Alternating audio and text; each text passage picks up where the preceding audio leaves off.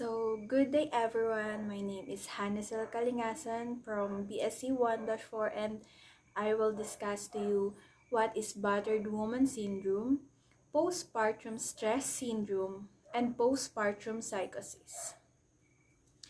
So what is battered woman syndrome?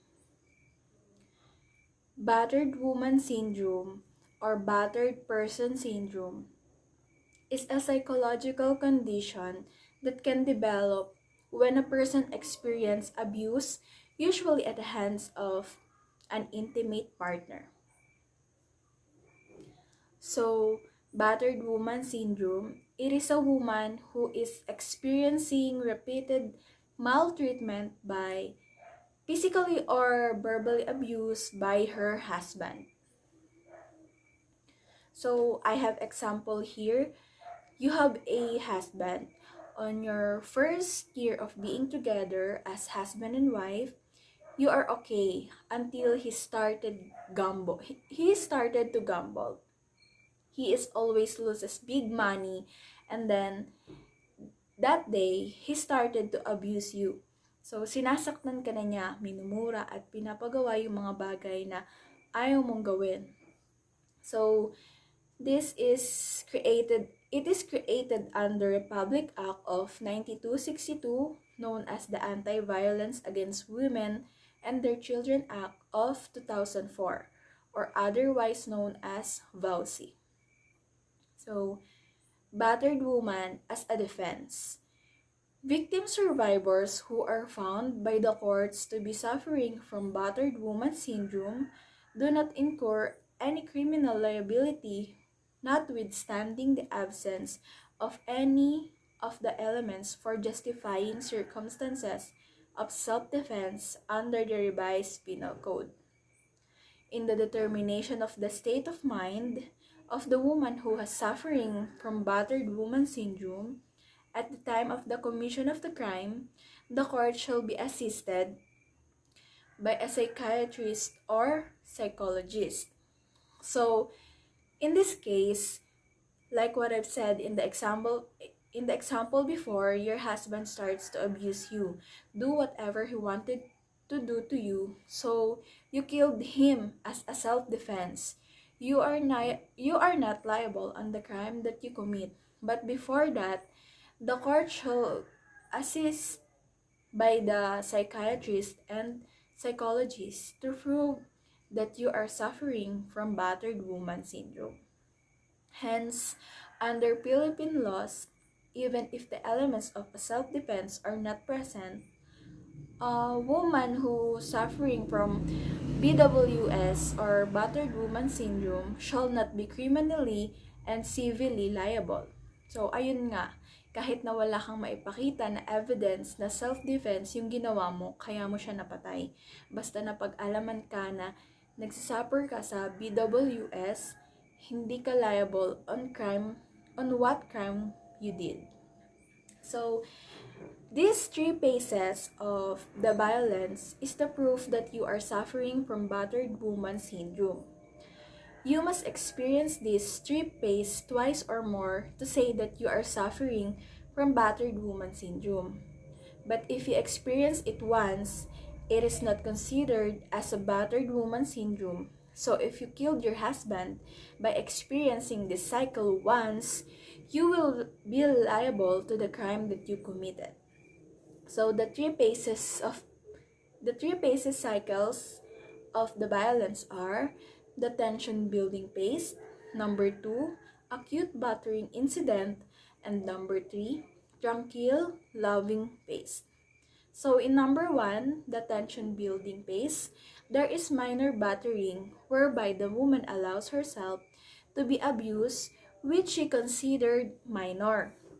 She thus tries to pacify the batterer through a kind and nurturing behavior, or by simply staying out of his way to prevent the escalation of the violence. This is a slippery slope because the woman harbors the belief that the man has the right to abuse her in the first place.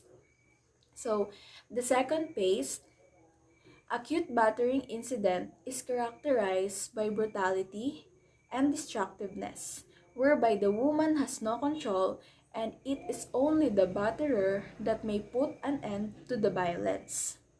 So the final phase, tranquil loving phase, begins when the acute battery incidents end.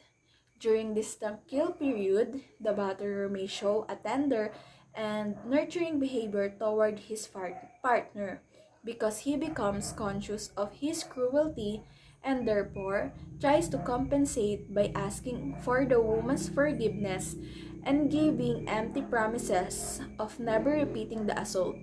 On the other hand, the battered woman falsely convinces herself that the battery will never again will never happen again, that the batterer will change and that this good and caring man is the real whom she loves. So, in twisted reality, a battered woman usually believes that she is the sole anchor of the emotional stability of the batterer. She thus feels that she is the responsible for batterer's well-being. So in addition to that, she believes that she is the reason why the batterer commit his atrocious acts, thinking that her acts are wrong, and she feels that she has caused the unfortunate events to happen. This is the phase where the woman is tormented psychologically. So, the next are the 4 characteristics of the syndrome. These 4 characteristics are self-explanatory. So number 1, the woman believes that the violence was her fault. Number 2, the woman can place the blame for the violence on anyone else. And number 3, she fears for their lives and their children's lives. She believes their abuser is everywhere and sees everything they do. So, postpartum stress syndrome. What is postpartum stress syndrome? It is a type of adjustment disorder when our external stressful event, pregnancy or childbirth, triggers feelings of unrelenting stress that are much more intense than expected. With postpartum stress syndrome, you have a profound need to be the perfect mother, but you feel you are failing at the job. So, it is a step below of postpartum depression. In postpartum stress syndrome, nararanasan mo lang yung mga symptoms ng PD or postpartum depression. Mild na symptoms pa lang, pero dapat hindi pinapabayaan kasi pwede siyang mauwi sa postpartum depression na pwede pang lumala at maaari mo pang mapatay ang sarili mo pag hindi ito naagapan. So, postpartum psychosis. What is postpartum psychosis? Postpartum psychosis is a serious mental health illness that can affect someone soon after having a baby. It is also called postnatal or puerperal psychosis. Postpartum psychosis happens within the first few weeks after giving birth. It can begin as early as 2 to 3 days after childbirth. So, nararanasan to ng mga nanay na kakapanganak pa lang 2 to 3 days after. Kadalasan sa mga nagkakaroon ng postpartum psychosis ay yung mga nanay na hindi tanggap na nabuntis sila. Yung mga nanay na maagang nabuntis at wala sa planong mabuntis. Lalo na yung mga babae na nare-rape. So, I have signs of postpartum psychosis. Feeling paranoid. Number 2, having delusions or hallucinations. Number 3, mood swings. Number 4, confused thinking and associated changes in behavior.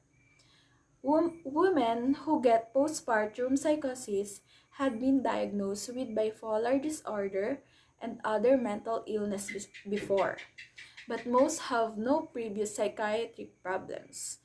So, yung mga nanay na nakakaranas ng illness ay kailangan pagtuunan ng pansin dahil pwede pang mag-lead ng mas masamang pang pangyayari kagaya ng pagkitil or pagpatay sa sarili. So, there are cases na nangyari sa ating bansa. Pero I don't remember kung saang lugar ito na ang nangyari ay pinatay niya yung mga anak niya. Tapos, pagkapatay niya dun sa mga anak niya, sarili niya na sunod, sarili niya yung pinatay niya. So, yun yung postpartum psychosis. And that's all. Thank you everyone for listening. I hope you have something learned from me about the battered woman syndrome, postpartum stress syndrome, and postpartum psychosis. And I will leave this quote to you that if others can, so do I. So, ayun, lagi niyong tatandaan na kung kaya ng iba, dapat kaya mo din na. Hindi naman sa lahat ng tao pantay-pantay ang ginagawa natin, pero dapat kaya natin sa sarili natin na hindi kagad tayo susuko sa kahit na sa tingin natin ay yung bagay na mahirap lang, ganon. Pero dapat lagi nating kaya at kakayanin. So, yun lang. Thank you again for listening. And this is the end of my discussion.